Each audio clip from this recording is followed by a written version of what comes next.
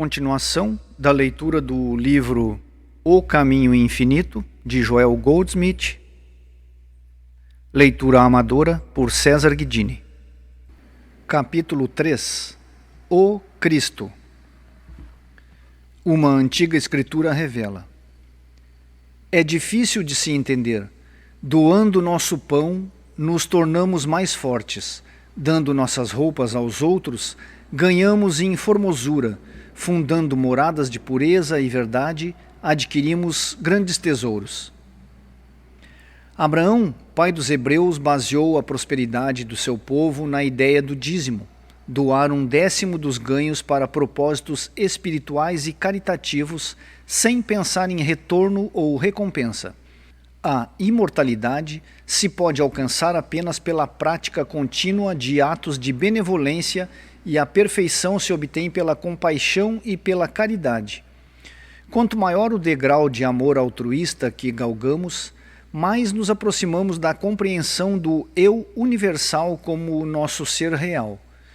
O sentido pessoal de eu está ocupado em ter, em obter, em desejar, em conseguir e acumular. Enquanto nosso eu verdadeiro está empenhado em dar, conceder, repartir e abençoar. O sentido pessoal de eu representa a corporificação de todas as nossas experiências humanas, muitas das quais limitadas e indesejáveis. O eu verdadeiro corporifica as ideias e atividades infinitas, espirituais, que se manifestam continuamente, sem limites ou restrições. O pequeno eu preocupa-se basicamente com seus problemas pessoais e seus negócios, dilatando seus limites para incluir neles seus parentes próximos e seus amigos. O sentido pessoal muitas vezes avança além, envolvendo-se em trabalhos caridosos e de assistência comunitária, mas quando analisamos seus motivos, percebemos tratar-se de ação governada pelo próprio sentido pessoal. O eu verdadeiro alimenta sua vida do centro do seu próprio ser, abençoando todos os que dele se aproximam. É reconhecido pelo seu altruísmo e desinteresse, por não buscar o reconhecimento, a recompensa ou qualquer engrandecimento pessoal. Não se trata de uma entidade sem vigor ou de um boneco que possa ser manipulado pelos mortais. De fato, não pode nunca ser visto nem compreendido pelos mortais.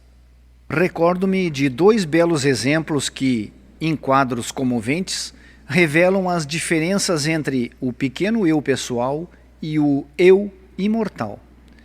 Siddhartha, que ia abandonar o lar e a família em busca da verdade, recebeu por fim a iluminação, tornando-se o Buda, o iluminado, ou poderíamos dizer, o Cristo do seu tempo.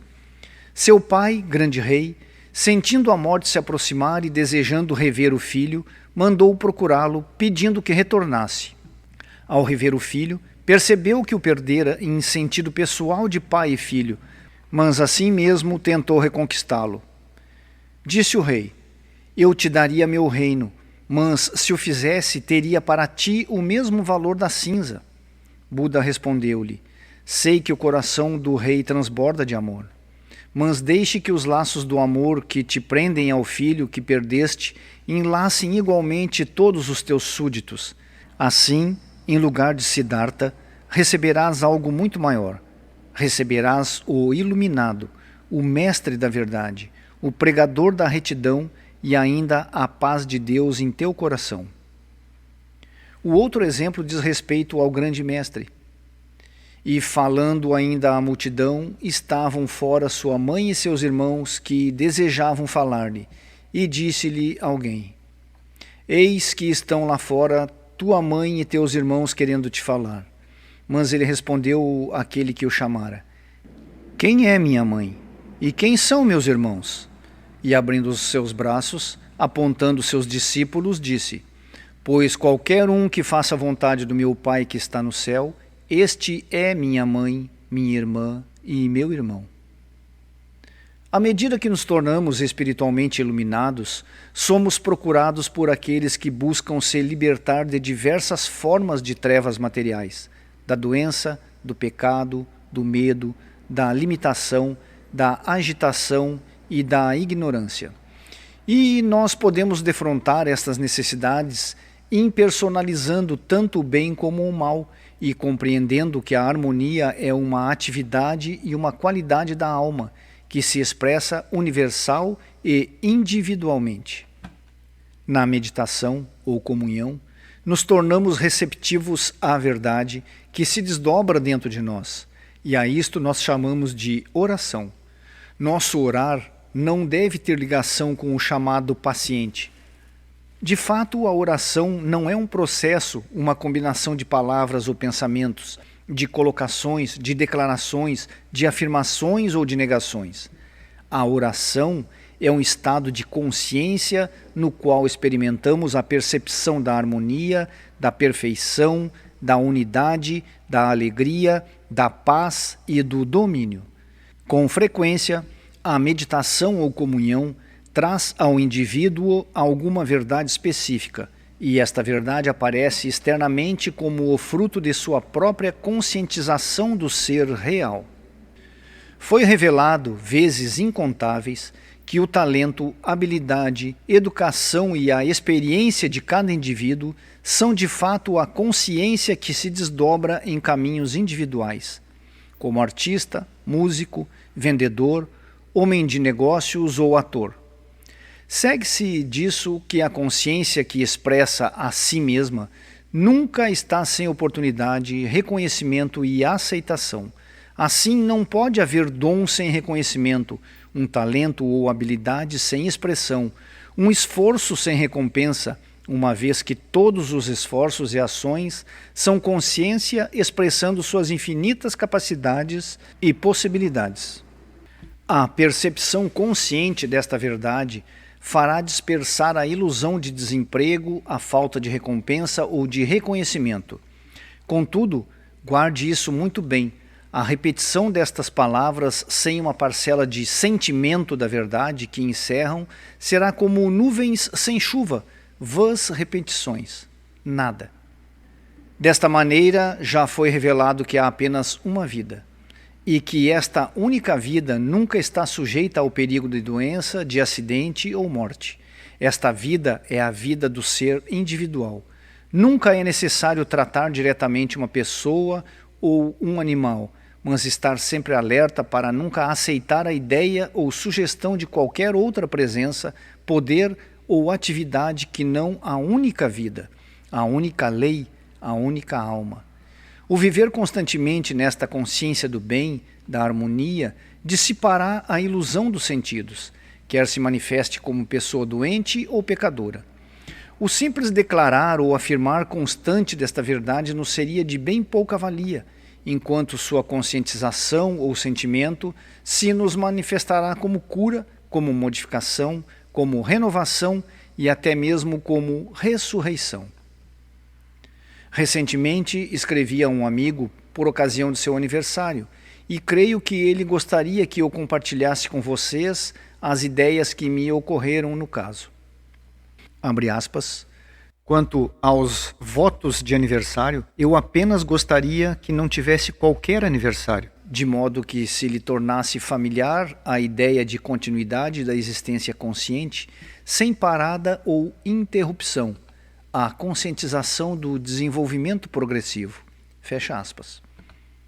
Na verdade, não há interrupção na continuidade da consciência que desenvolve, nem pode a consciência deixar de estar cônscia do corpo, assim como você jamais perde a consciência musical ou artística, ou qualquer outro talento que porventura possua. A consciência se desdobra de dentro para fora de uma fonte ilimitada, da infinitude do seu ser, para a percepção individual de si mesma em infinitas variedades, formas e expressões.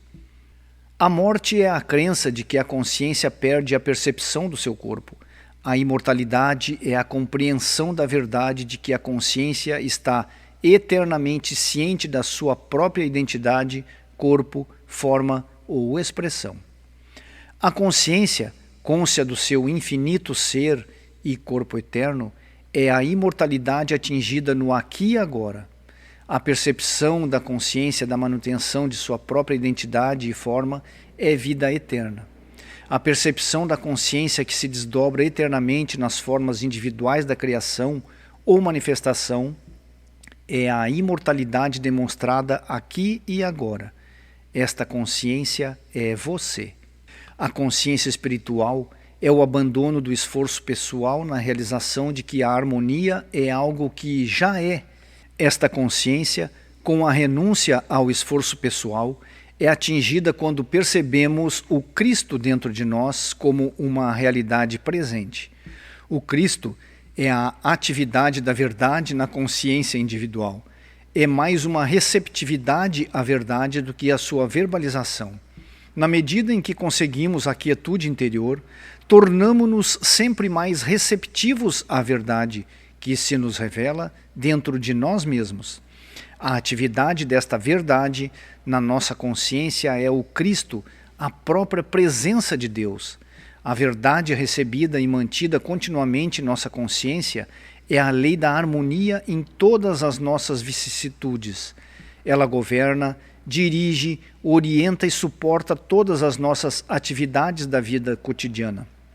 Quando nos aparecer a ideia de doença ou carência, esta verdade onipresente será o nosso curador e nosso recurso, será mesmo nossa saúde e nosso suprimento. Para muitos, a palavra Cristo continua sendo um termo mais ou menos misterioso, uma entidade desconhecida, algo raramente ou nunca vivenciado diretamente.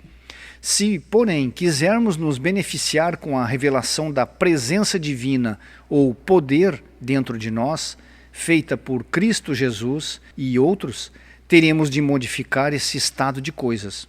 Devemos chegar à experiência do Cristo como uma revelação permanente e contínua. Temos de viver com a percepção consciente e contínua da verdade interior ativa, mantendo sempre uma atitude receptiva, ouvidos atentos.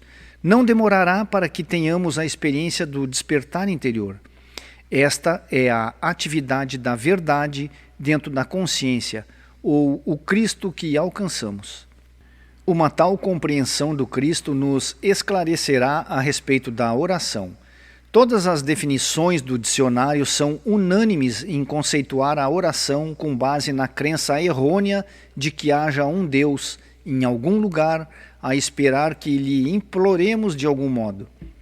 Então, se pudermos encontrar este Deus bem disposto, teremos nossas orações respondidas favoravelmente, a menos que, logicamente, nossos pais ou avós, até a terceira ou quarta geração, tenham pecado e, neste caso, seremos imputáveis pelos seus pecados e teremos nossas orações jogadas na cesta do lixo do céu. Nós temos um sentido diferente do que seja a oração. Percebemos que qualquer bem que nos aconteça é o resultado direto da nossa própria compreensão da natureza do nosso próprio ser.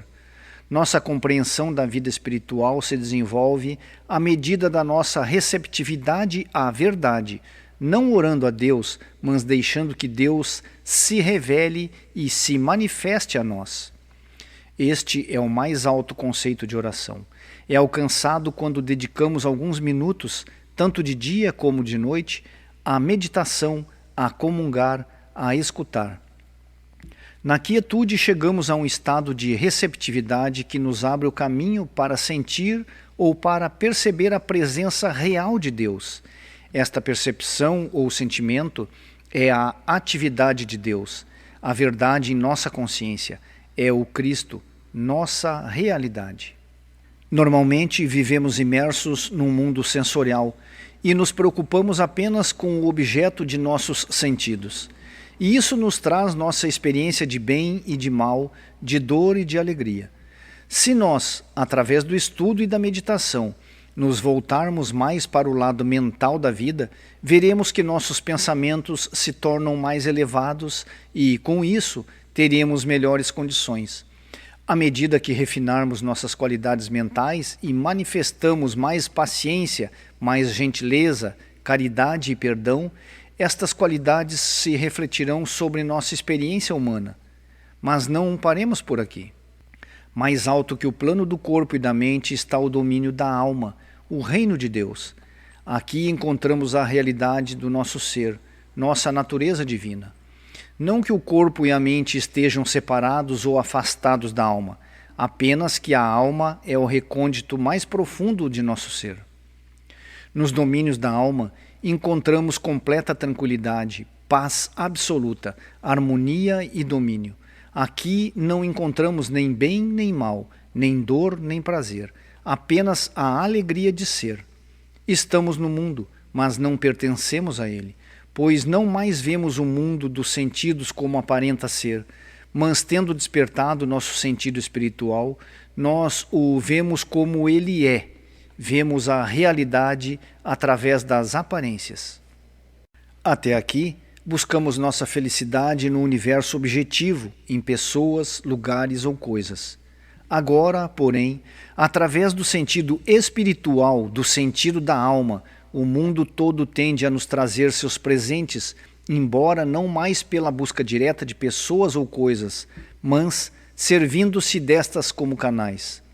No sentido material, pessoas e coisas são os objetivos, aquilo que desejamos. Através do sentido da alma, nosso bem se desdobra a partir do nosso interior, embora se apresente como pessoas e condições melhoradas. O sentido da alma não nos priva dos amigos, da família e do conforto da existência humana, mas nos dá isso com maior segurança, num nível de consciência mais alto, mais belo e duradouro. Por muitos séculos, a atenção foi focalizada em Jesus Cristo como o Salvador do homem, e ao longo deste século o sentido espiritual da vida oscilou entre dois extremos, entre a luz e as trevas. Um mestre do século XVI escreveu, abre aspas, Cristo, Jesus, chamou a si mesmo de luz do mundo, mas completou dizendo que seus discípulos também eram a luz do mundo. Todo cristão em quem esteja vivo o Espírito Santo, isto é, os verdadeiros cristãos, são um com o Cristo em Deus e são como o Cristo, Jesus. Portanto, eles terão experiências semelhantes e que o Cristo, Jesus, fez, eles também farão. Fecha aspas. Nossa tarefa é a descoberta do Cristo na própria consciência. Reconhecemos com alegria e amor profundo o quanto do Cristo foi alcançado, não só por Jesus, mas por muitos videntes espirituais e profetas de todos os tempos. Nosso coração está cheio de gratidão pela revelação do Cristo para tantos homens e mulheres de nossos dias. E olhamos agora para a frente, para a realização do Cristo em nossa própria consciência. Abre aspas, o reino de Deus está em vós, e aquele que o procura fora de si mesmo nunca o encontrará, pois fora de si mesmo ninguém pode ver ou achar Deus, pois aquele que procura Deus, em verdade, já o tem. Fecha aspas. Temos de compreender a palavra consciência, pois só podemos comprovar aquilo de que estamos conscientes. Como estamos em termos de consciência? Somos ainda mortais? Ou já renunciamos à nossa individualidade material e reconhecemos ser o Cristo a plenitude e a presença de Deus? Algum dia teremos de abandonar o esforço para tudo conseguir e reconhecer a nós mesmos como sendo o eterno doador em ação. Temos de alimentar 5.000 pessoas sem ter a preocupação de onde virá o alimento. A multidão pode ser alimentada pela nossa cristicidade. E onde estaria, pois, a carência, a não ser na crença de que somos apenas humanos? Temos de nos livrar desta crença e proclamar a nossa verdadeira identidade. Quando nos deparamos com pessoas ou circunstâncias que têm aparência de mortalidade, devemos reconhecer: Tu és o Cristo, o Filho de Deus vivo. E aquilo que nos aparece como mortal é ilusão, é nada. Não temos de temer nenhuma circunstância mortal ou material, uma vez que reconhecemos sua nulidade. A verdade é simples.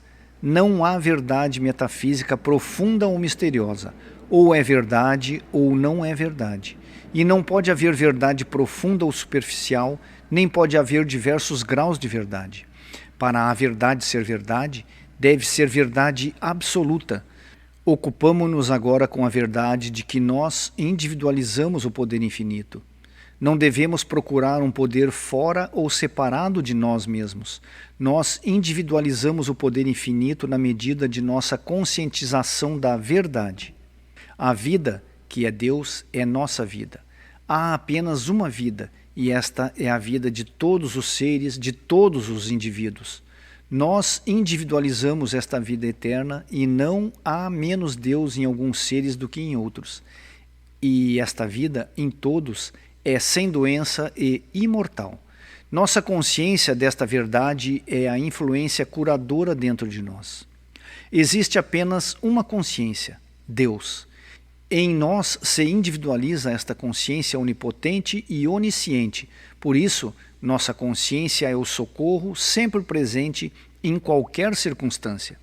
Por esta razão, não oramos ou buscamos um ser longínquo, mas percebemos a onipresença da divina consciência como nossa consciência e deixamos que o aparente problema se vá.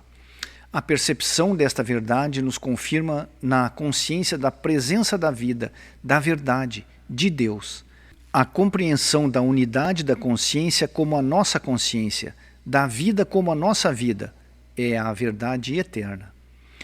O próximo passo no desenvolvimento é a descoberta de que, como individualização da consciência, nós incorporamos em nossa própria consciência nosso corpo, nossos negócios e nosso lar. Podemos comprovar nosso domínio sobre o tempo, o clima, a renda, a saúde e o corpo apenas na medida em que sabemos serem ideias da consciência que somos. O lar, o trabalho e o corpo são ideias nossas, sujeitas à nossa compreensão, e a conscientização desta verdade nos confere o domínio. Isto não nos exalta como seres humanos, nem nos torna divinos. Isto varre de nós a natureza humana e revela nossa divindade. Podemos medir nosso desenvolvimento espiritual observando se estamos ou não tentando melhorar uma condição física. Temos de lembrar que a vida orgânica do homem, do animal ou da planta não é a vida, Deus, e sim conceitos humanos e limitados da vida real. Assim, qualquer tentativa de curar, mudar ou corrigir o universo físico é uma evidência de que não temos desenvolvido o suficiente a consciência espiritual. A Cristo-consciência reconhece que toda a vida é Deus, mas percebe que aquilo que nos aparece como visão ou sons materiais não é a vida, mas mera ilusão ou um falso sentido de existência. A consciência espiritual distingue a vida que é real. Já que não podemos resolver um problema em seu próprio nível, temos de subir além das aparências para trazer às claras a harmonia do ser. Aquilo que recai sobre os 5 sentidos não é a realidade das coisas. Assim, não podemos julgá-las neste nível. Deixando de lado as aparências, damos as costas ao quadro que se apresenta aos nossos sentidos e começamos a ter consciência da realidade, daquilo que é eterno.